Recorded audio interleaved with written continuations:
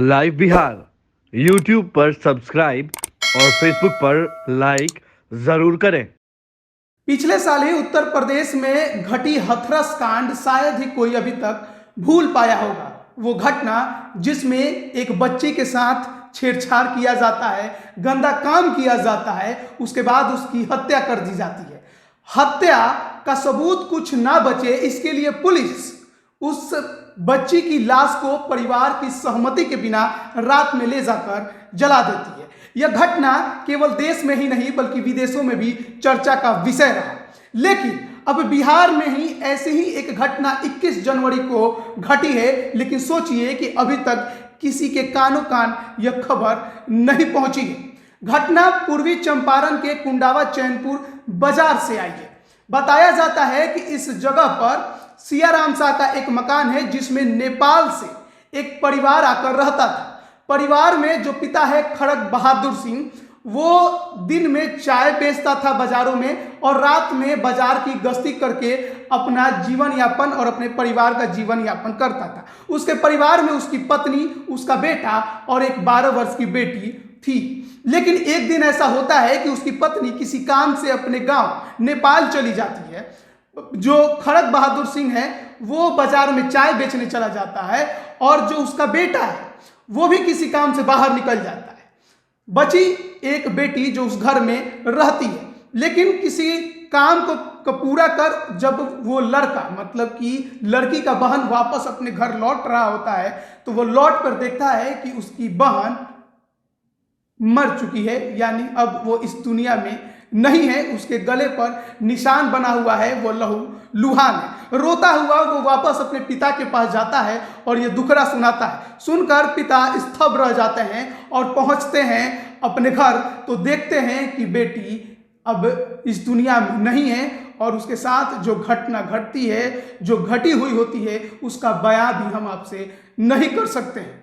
उसके बाद उसके ऊपर जिसका मकान है सियाराम सा, वो दबाव बनाते हैं। उसके अलावा वहां के जो अन्य जो भी दबंग लोग हैं वो उस पर दबाव बनाने की कोशिश करते हैं कि तुम नेपाल के हो, तुम्हारा यहाँ पर कोई भी नियम कानून नहीं चलेगा, तुम अगर थाने में जाओगे तो उल्टा तुम्हें ही जेल में डलवा देंगे, इसलिए जल्दी से ले चल के इस लाश को जला दो। रात्रि में 12 बजे परिवार की सहमति के बिना उसके ऊपर उसकी उन परिवार की हत्या करने का दबाव डालकर उस बच्ची की लाश को जला दिया जाता है। माँ अपनी बेटी को आखिरी बार भी नहीं देख पाती है क्योंकि वो नेपाल में रहती है।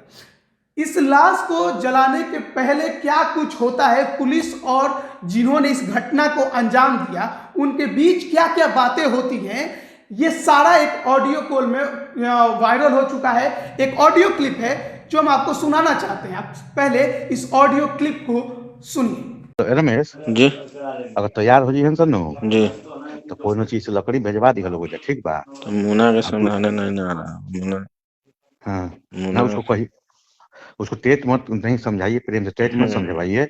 मुना के साइड कर दो, तू अपना समझावा। हाँ बिहान ऐसा इमेजिन हाला ना कर सन, नहीं करे से बिहान ऐसा ना के हाला कर ना लिखवा लेते हैं सर, लिखवा के अपन रख लो लोग। जी सुनो ना जी मुना के साइड कर दो, मुना तू मत बतिया केस में। हाय बतो हाँ जी हर तो साइड में कर रमेश के बतियावे दो, तू साइड मत बतियावो। जी ना ओके समझावई ना भाई कि 10,000 करने के बाद परे से बोला कि 5-6 आदमी आप लोग है, 5-6 आदमी हमने गांव के हैं कि कोई ना ना गांव के ना अपन जाके कर लेगा जी वो गांव के ना जी ना वो बात मैंने कहलिए सर कि कहलिए ये बात कि कोनो बिहान के बाद परेश ना होए के चाहे सुबह के। हाँ हाँ ये बात हम उनका समझाओ जी कि बिहान के बाद रहती ना। रमेश समझा दे, छोड़ो अब अपन जाके ऐसे पहुंचा दो, सामान अपन अपन संस्कार करते रहिए जी ठीक ठीक लोग लेके करेंगे जी ठीक अरे वहाँ लेके जाके रमेश तैयार होता हूँ सर जी हैं जी तो रमेश के कर दो, रमेश के दो। हेलो रमेश भाई। रमेश हाँ हेलो, हाँ तैयार होता हूँ जाए खातिर। तैयार हो रहा है लेकिन एक बार है तो उसको मना लेते हैं।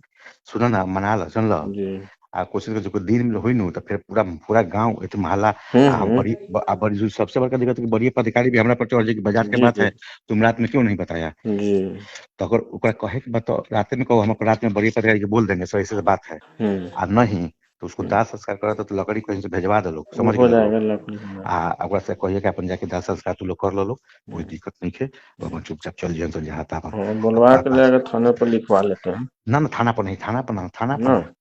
ना वो नहीं लिख लो अपन, हाँ लिख ले वो, थाना पर नहीं लिखना है, ठीक। क्योंकि वही लिख देना है कि अपन हाँ हमारी लड़की थी जो ठंडा से मर गई, यही लिखवा देना है। ठंडी से मतलब गाला पकाई हुई से लिखवा तो फिर दिक्कत बस, लेकिन ठंडा से ठीक बा। ठीक है। हाँ ना तो समझा दो, प्रेम से समझा दो कि अगर आप लोग को अगर करना हो तो केस करिए, और नहीं तो आप लोग जब रखने से क्या फायदा है, इसको रखने से रखिएगा तो 10 लोग ध्यान में और आपको दबाव देगा, कुछ कहेगा, तो आप लोग अपना समझ के हम लोग लकड़ी की व्यवस्था कर देते हैं। जी, हम लोग आप जाके करा लीजिए, हम जगह बता देते हैं, लेके जगह पहुंचा दे, जाके दिखा देगा का। ठीक है। हाँ एगो कि वो ना जान सुनाओ, अपन चुपचाप रख लीजिए, तो कोनो बात है हमारी आवत रही शाम तक ले ठीक है, मत यही शाम तक ले थोड़े। इस ऑडियो में उस वहां के वार्ड सदस्य के पति रमेश कुमार हैं तथा जो दूसरा आवाज है वो वहां के थानाध्यक्ष संजीव रंजन का है। इस ऑडियो क्लिप को आपने सुना जिसमें साफ साफ थानाध्यक्ष यह कहते सुनाई दे रहे हैं कि मामले को ठंड का मामला बताइए जाए, यानी कि जिस लड़की की हत्या हुई है उसकी जान ठंड से चली गई है, ऐसा रिपोर्ट तैयार किया जाए और जल्द से जल्द इस लड़की की यानी जिसका हत्या कर दिया गया है उसकी लाश को जला दिया जाए और मामला तूल ना पकड़े, इसलिए जो भी करना है जल्द से जल्द करो और वरीय पदाधिकारी तक ये खबर ना पहुंचे, इसकी भी स्क्रिप्ट एक तैयार की गई है। पिता ने सामूहिक दुष्कर्म का आरोप लगाया है, कई लोगों पर लगाया है और जिन जिन पर आरोप लगा है हम उनका नाम आपको बता देना चाहते हैं। उनमें विनय शाह पिता सियाराम शाह, दीपक कुमार शाह पिता गौरी शाह, देवेंद्र कुमार शाह पिता हरिकिशोर शाह, रमेश शाह पिता अवधेश किशोर शाह ने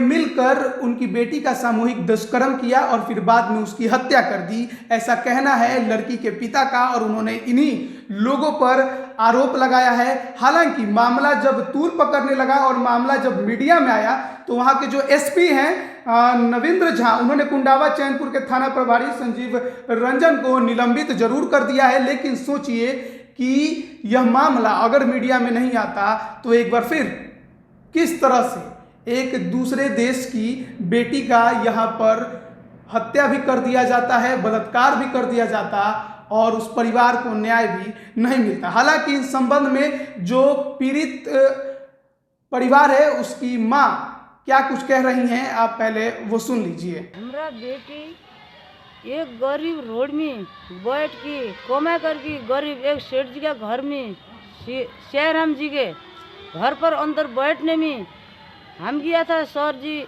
एक गरीब आदमी है, बच्चे पालने के लिए गया था, ये हमारे बच्चे के यह बच्चे दिलाना चाहिए, यह बच्चे का न्याय चाहिए। रोड पर खड़ा है, डंडा के भर है, हमारे बेटी के न्याय जरूरी चाहिए कि हम लड़ाई करते हैं रोड में, हमारे बेटी कोई भी न्याय न पाएगा, एक बेटी नहीं मिलेगा गोदी पर, एक बेटी का न्याय देना चाहिए।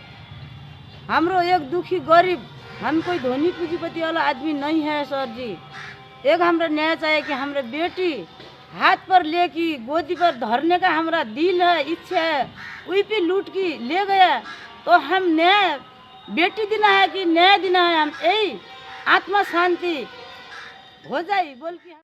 तो अभी आपने उस लड़की की मां को सुना जो कि न्याय की गुहार लगा रही हैं और कह रही हैं कि मेरी बेटी तो नहीं मिल सकती लेकिन मुझे न्याय मिलना चाहिए। और अब इसी को लेकर जो विपक्ष के नेता हैं, नेता प्रतिपक्ष तेजस्वी यादव भी सरकार पर हमलावर हैं और इस पूरे कांड को बिहार का हाथरस कांड करार दे रहे हैं। वो लिख रहे हैं बिहार में हाथरस कांड की तरह एक 12 वर्षीय बच्ची की निर्मम हत्या कर उसकी लाश रातों रात जला दी गई। पिता का कहना है कि बच्ची के साथ गैंग रेप हुआ। ऑडियो में सुनिए पुलिस अधिकारी कैसे अपराधियों को लाश जलाने की तरकीबें सुझा रहे हैं। मुख्यमंत्री नीतीश कुमार जी नाकामयाबियों के सिकंदर बनते जा रहे हैं। वहीं इस मामले को लेकर ऋतु जायसवाल भी ट्वीट कर रही हैं और लिख रही हैं जंगल राज निकट नहीं आवे, नीतीश सरकार जब केस मिटावे शर्मनाक। यानी इसी मामले को लेकर वो नीतीश सरकार पर हमलावर है और इसी तरह से लगातार अब जो मामला है वो तूल पकड़ चुका है। लेकिन अब जब थानाध्यक्ष पर कार्रवाई कर दी गई है, लेकिन सोचिए कि अगर मामला मीडिया में नहीं आता तो फिर क्या होता। एक और बेटी बिहार में ऐसे ही इस दुनिया को छोड़कर चली जाती किसी और लोगों के गंदे काम की वजह से, और उसके परिवार को और उसको न्याय तक भी नहीं मिलता। हालांकि इस मामले में अभी जांच होनी और बाकी है। जैसे ही जांच की कोई भी अपडेट आती है हम तुरंत आप तक पहुंचाने की कोशिश करेंगे। बने रहिए लाइव बिहार के साथ। धन्यवाद। लाइव बिहार यूट्यूब पर सब्सक्राइब और फेसबुक पर लाइक जरूर करें।